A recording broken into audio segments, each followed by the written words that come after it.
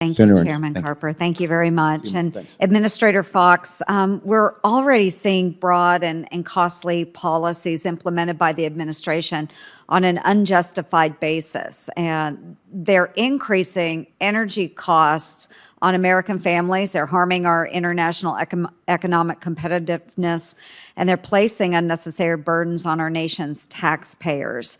And we seem to be seeing a lot of this coming out of the EPA as well, with a huge target on agriculture. I have continually fought for our farmers, and I'm afraid we're now back in the same fight that we had over waters of the United States. And I know that you're coming out with a proposal here in the upcoming weeks, and I'm concerned that what we may see will just be a return to the harmful policies we saw under the Obama administration.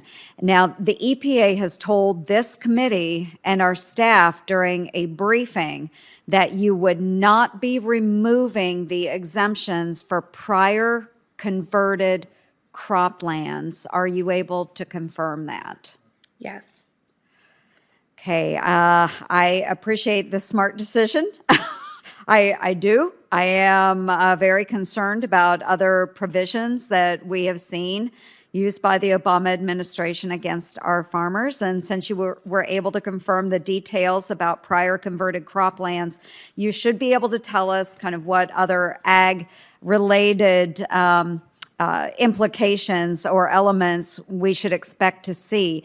Do you have some of those that you could detail with us today? So, Senator, I cannot prejudge the outcome of a rulemaking. We will be proposing our Waters of the United States Step 1 rule. We anticipate by the end of the year there will be ample engagement with the agricultural community, with your state, with a range of stakeholders through the formal process. Yes, and I appreciate that, because we will need to have that stakeholder engagement to make sure that we're not putting in place policies that would further harm our farmers and our ranchers. And again, just want to reiterate my huge concerns with the Obama era navigable waters, or waters of the U.S. Rule. And I know that Senator Lummis also was asking about the repeal of navigable waters, but I'd like to go back to what she was discussing, and the issues that were raised on WOTUS are the claims that you and others in the administration have made about environmental damage and harm that was caused by the Trump administration's Navigable Waters Protection Rule. And that's not really anything that our farmers are seeing on the ground. And I have not seen any data from the EPA or the Corps that shows the federal government has documented any of this damage and harm. So I think for Senator Lummis and I, we would like to see evidence of that rather than just a hypothetical.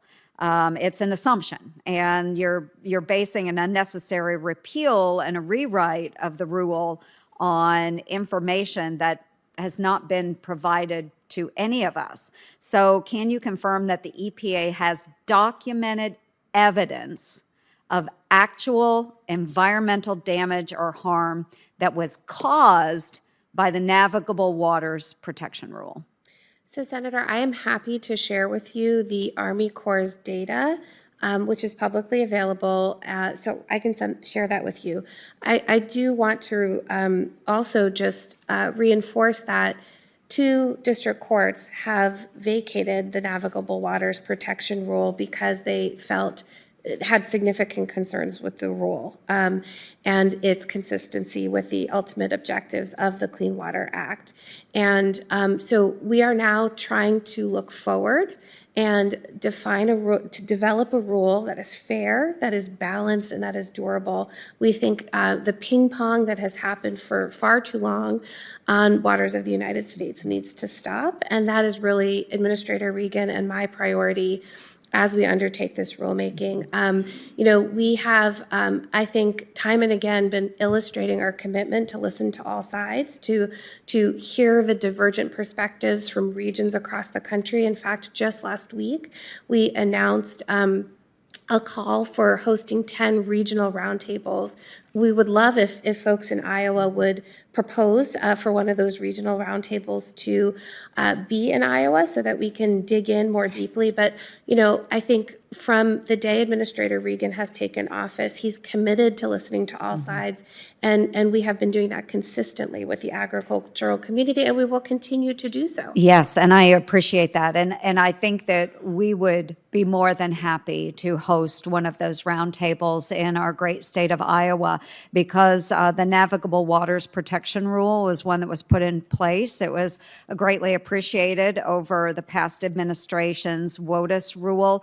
But again, what we want to see is the evidence, not just that we've had a couple of courts that have said, we should vacate the rule, but we want to see the evidence, because EPA is claiming that there was actual environmental damage caused by the Navigable Waters Rule. Not just that they've vacated the rule, but we want to see that evidence. So I hope that as we do these roundtables and we're able to have a dialogue, that evidence is presented. So thank you very much.